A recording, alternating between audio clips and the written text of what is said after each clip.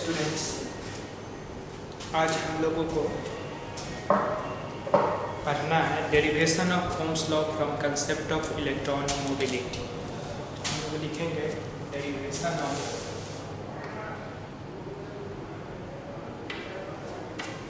Ohm's law from concept of electron mobility. तो देखिए, electron mobility का हम लोग जानते हैं, ये हो गया टॉपिक। अब हम लोग जो है इलेक्ट्रॉन मोबिलिटी में लिखेंगे we know that electron mobility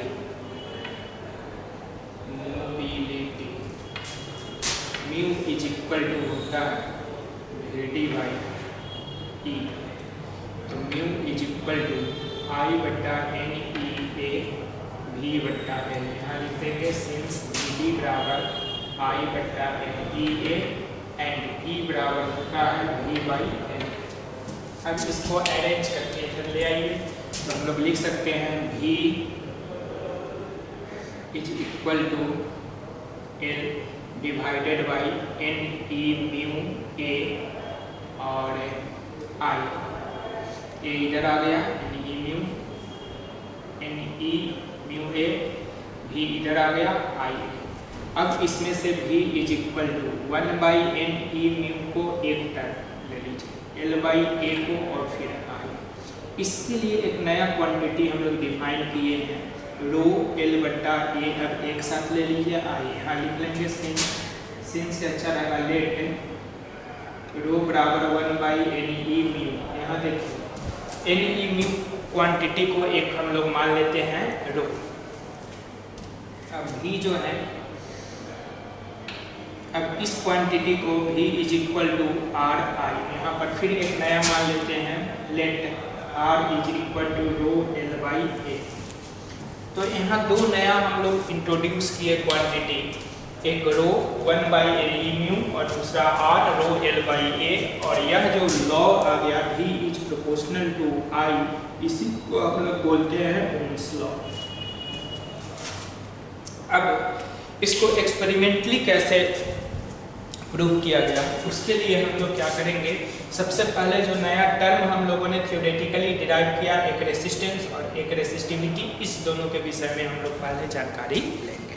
तो पहले हम लोग पढ़ेंगे अब रेसिस्टेंस। एक थ्योरेटिकल डेरिवेशन में आया था एक टर्म रेसिस्टेंस क्या है और दूसरा रेसिस्टिविटी क्या है। फिर इस दोनों का रेसिप्रोकल भी आता है, रेसिस्टेंस का रेसिप्रोकल कंडक्टेंस और रेसिस्टिविटी का कंडक्टिविटी। वो दोनों हम लोग पढ़ेंगे और तब जाकर के ओम्स लॉ पे हम लोग इंटर करेंगे।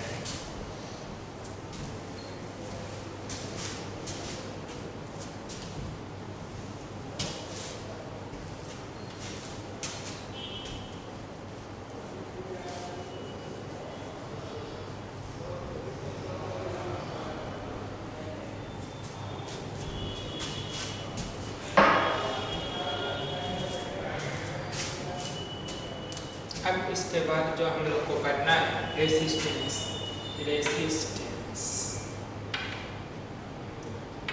इसके लिए हम लोगों ने एक कंडक्टर लिया, इस कंडक्टर का एल लेंथ है, ए क्रॉस सेक्शनल एरिया है, इसके क्रॉस बैटरी कनेक्ट कर दिया, आमीटर लगा दिया करंट मेजर करने के लिए, और एक वोल्ट मीटर लगा दिया वोल्टेज मेजर करने के लिए। इसको की को क्लोज कर दिया। अब डिफरेंट लेंथ हम लोग बारी बारी से चेंज किए, यहाँ पे लेंथ को इंक्रीज करा तो मालूम चला V बाई आई का जो रेशियो है वह इंक्रीज आ रहा है, यानी रेसिस्टेंस इंक्रीज आ रहा है। R is proportional to L।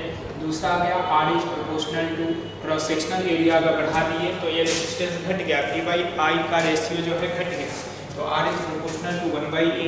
तो इसको कंबाइन करेंगे तो R is proportional to L by A. R is equal to एक कॉन्स्टेंट लेंगे rho L by A, where rho को बोलेंगे resistivity, it depends upon nature and temperature of material. Material या conductor जो भी हम लोग यूज करें मटेरियल के नेचर और टेम्परेचर पे डिपेंड करता है। तो यह पाया गया कि ये वास्तव में रेसिस्टेंस क्या है, V और I का जो रेशियो है ये वास्तव में क्या कर रहा है, लेंथ बढ़ने से यह बढ़ रहा है। इसका मतलब है कि यह रेसिस्टेंस जो है इस कंडक्टर का यानी कि मटेरियल का वह प्रॉपर्टी है जो करंट के फ्लो का क्या कर रहा है, अपोज कर रहा है। तो अपोज कर रहा है, जितना ज़्यादा R का वैल्यू होगा उतना ही कम I का वैल्यू होगा। इसलिए जो है हम लोग लिखेंगे फॉर सेम V को अगर हम लोग सेम रख लेते हैं तो R अगर हमारा I अगर R इंक्रीज कर रहा है तो I डिक्रीज कर रहा है। इसका मतलब यह हो गया कि R वह प्रॉपर्टी है जो करंट को डिटरमिन कर रहा है, करंट को अफेक्ट कर रहा है, करंट के फ्लो को अफेक्ट कर रहा है। तो हम लोग इसका डिफाइन कर देंगे the opposition offered by material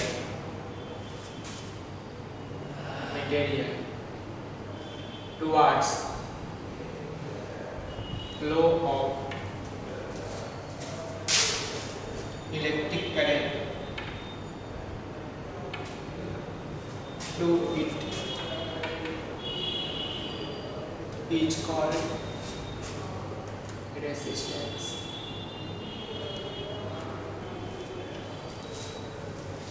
Experimentally,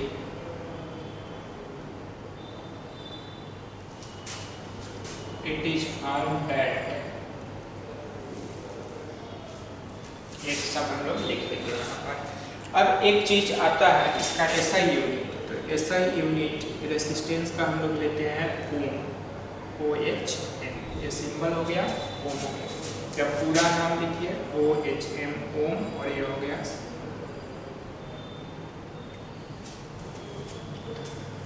अब हम लोग को यह देखना है कि ये जो रेसिस्टेंस है इसके लिए दो रिमार्क हम लोग पढ़ते हैं कि ये रेसिस्टेंस को ग्राफिकली कैसे हम लोग समझेंगे इस एक्सपेरिमेंट से।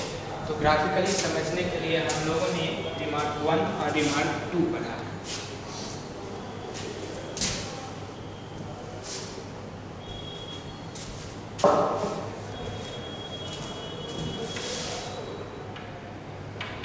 रिमार्क 1 और VI ग्राफ,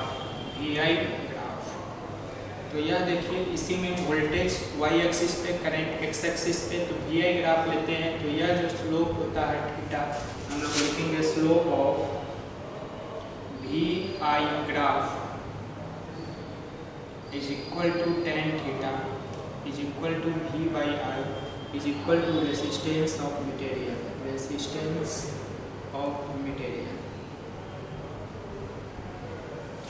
दूसरा इसी का हम लोग दूसरा लेते हैं रिमार्क में for IV graph, for IV graph. तो I को y एक्सिस पे, I और V को x एक्सिस पे। तो IV ग्राफ के लिए हम लोग लिखेंगे slope of IV graph is equal to cot theta. IV graph का स्लोप tan थीटा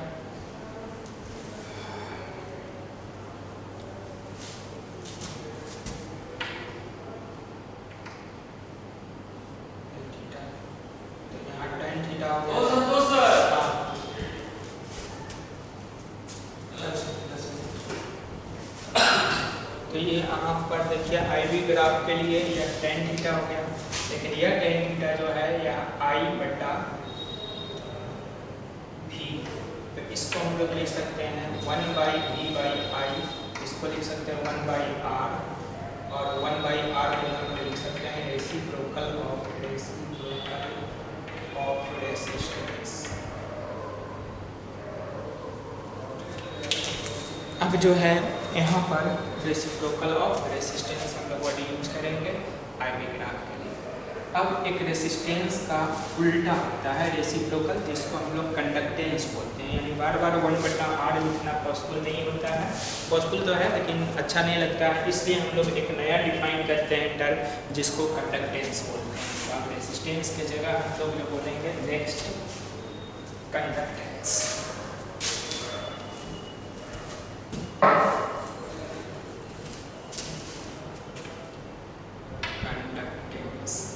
इसको जो है कैपिटल G से डिनोट करते हैं, लिख सकते हैं the reciprocal of resistance is called conductance. The reciprocal of resistance is called conductance. G is equal to 1/R। अब इसका SI यूनिट लेते हैं 1/O, इसको बोलते हैं हम लोग साइन, S से डिनोट करेंगे तो S is equal to ohm inverse, 1 sine inverse. अब जो है कंडक्टेंस जो है यहाँ पे ग्राफ में हम लोग फिर लिख सकते हैं, और IV ग्राफ यानी इसको फिर यहाँ से लिख लेंगे, और IV graph slope of IV graph बराबर स्लोप ऑफ IV ग्राफ बराबर tan थीटा बराबर G बराबर ऐसे लिखेंगे हम लोग I by V 1/V/I 1/R is equal to G is equal to conductance of material। तो अगर स्लोप हमारा कम है तो कंडक्टेंस कम है, IV ग्राफ का स्लोप ज़्यादा है तो कंडक्टेंस ज़्यादा है, जस्ट रेसिस्टेंस का उल्टा होगा इस केस में कंडक्टेंस। अब जो एक और टॉपिक है रेसिस्टिविटी, और तब जाकर के उसका रेसिप्रोकल कंडक्टिविटी, वो भी हम लोग देख लेते हैं। रेसिस्टिविटी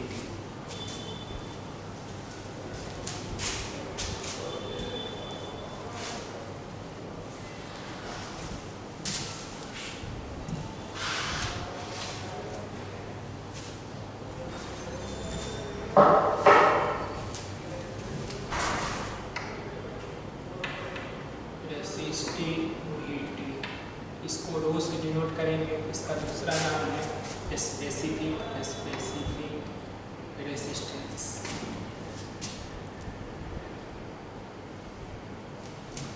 अब यहाँ पर हम लोग क्या करते हैं, उसी एक्सपेरिमेंट को करते हैं, VI ग्राफ वाले एक्सपेरिमेंट को, और यहाँ पर हम लोग या कंडक्टर हो गया, लेंथ हो गया, एक क्रॉस सेक्शनल एरिया हो गया, इसके क्रॉस बैटरी कनेक्ट कर देंगे, वोल्टेज मीटर आमीटर इसको कनेक्ट कर देंगे। अब यहाँ पर हम लोग को लिखना है कि since R is equal to rho L by A है, तो रो इज इक्वल टू हो गया RA बाई L। अब हम लोग लिखेंगे इफ ऐसा यूनिट इसका लिखिए, R का हो गया ओम मीटर स्क्वायर बाई मीटर, तो एक कट करके हो जाएगा ओम मीटर, किसका रेसिस्टिविटी का। अब यहाँ पर इफ हम लोग लिखते हैं A is equal to 1 unit, L is equal to 1 unit, then rho is equal to R, तो just resistivity is the resistance of material of unit length having unit cross sectional area. तो अब definition हम लोग इसका लिख सकते हैं कि resistivity is the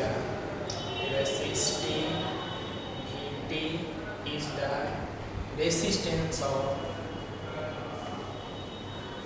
material of unit length having unit cross sectional area, unit cross sectional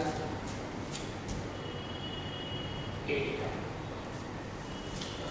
अब यहाँ पर जो है हम लोग लिख सकते हैं for A is equal to 1 metre square, L is equal to 1 metre, rho is equal to 1 ohm metre. तो यह हमारा वैल्यू आ जाएगा ऐसा यूनिट में। अब यह जो रो है यह L और A से इंडिपेंडेंट है। रेसिस्टिविटी जो है R जो है वह L और A पे डिपेंड करता है, यानी कि हम लोग कोई मटेरियल ले लेते हैं तो वह मटेरियल के लेंथ चेंज होगा तो रेसिस्टेंस चेंज होगा, लेकिन उसी मटेरियल का रेसिस्टिविटी रो चेंज नहीं होगा। सेम मटेरियल का A चेंज होगा तो रेसिस्टेंस चेंज होगा, लेकिन रेसिस्टिविटी चेंज नहीं होगा। अगर मटेरियल ही चेंज हो जाए तो नेचर चेंज हो जाएगा तो हमारा रेसिस्टिविटी भी चेंज हो जाएगा, और अगर टेम्परेचर चेंज कर दे मटेरियल सेम है तो भी हमारा रेसिस्टिविटी चेंज हो जाएगा। यानी हम लोग लिख सकते हैं रेसिस्टिविटी डिपेंड्स अपॉन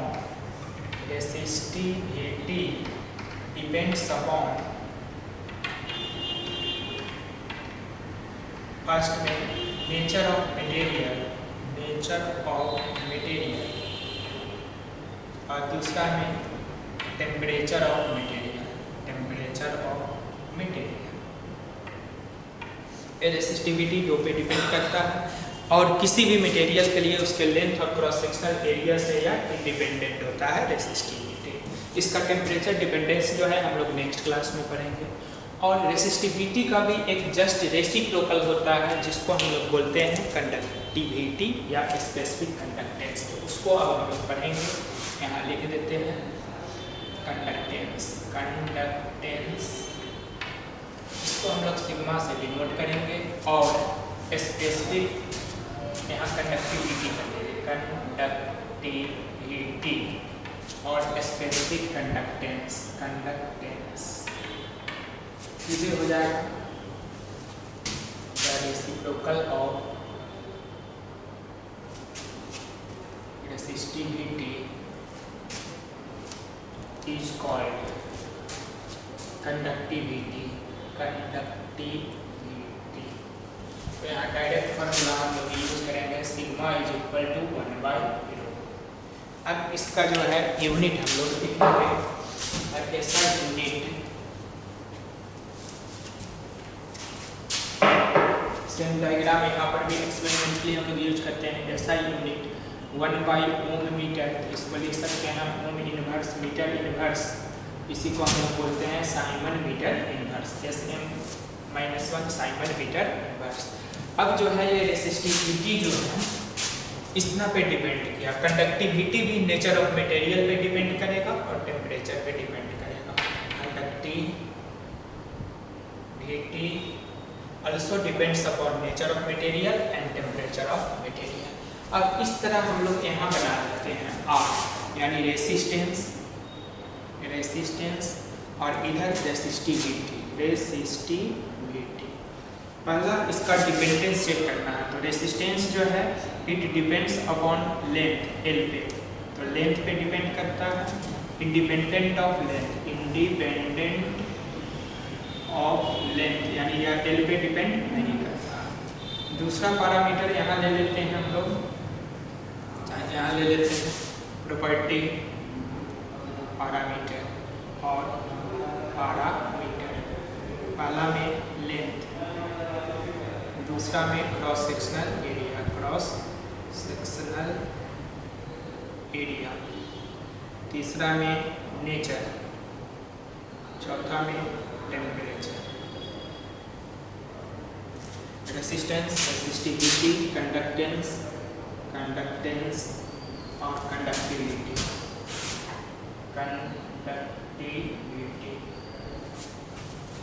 तो रेसिस्टेंस लेंथ पे डिपेंड करता है, R is proportional to L। Cross sectional area पे भी डिपेंड करता है 1/L। रेसिस्टिविटी नॉट कंडक्टेंस, या जो है कंडक्टेंस रेसिस्टेंस डायरेक्टली है तो यह कंडक्टेंस जो है S इनवर्सली प्रोपोर्शनल टू है, और S जो है डायरेक्टली प्रोपोर्शनल टू A है। कंडक्टिविटी नहीं डिपेंड करता है। नेचर ऑफ मटेरियल पे तो यस यहाँ लिखेंगे डिपेंड्स, यह भी डिपेंड्स करता है, ये भी डिपेंड्स करता है, ये भी डिपेंड्स करता है, या टेम्परेचर पर यह भी डिपेंड्स करता है, ये भी डिपेंड्स करता है, ये भी डिपेंड्स करता है, और ये भी डिपेंड्स करता है। इसका मतलब है कि चारों quantity nature, temperature, cross sectional area, length, resistance और कंडक्टेंस इस चारों पे डिपेंड करता है। लेकिन रेसिस्टिविटी और कंडक्टिविटी जो है वो केवल नेचर और टेम्परेचर पे डिपेंड करता है मटेरियल के, उस मटेरियल का लेंथ और क्रॉस सेक्शनल एरिया पे डिपेंडेंट नहीं करता है। अब इस पर जो क्वेश्चन सब आते हैं कि हम लोग किसी लेंथ को कट कर दिए, जैसे कॉपर लिए उसके लेंथ को हाफ कर दिए, वह 1/3 कर दिए, तो रेसिस्टेंस कैसे चेंज करेगा, तो L अगर 1/3 कर दिए तो R 1/3 हो जाएगा। लेकिन रेसिस्टिविटी चेंज नहीं करेगा, कंडक्टिविटी चेंज नहीं करेगा। कंडक्टेंस जो है लेंथ को हाफ कर दिए तो कंडक्टेंस हमारा डबल हो जाएगा। तो इस तरह जो है हम लोग को मिलेगा पढ़ने के लिए।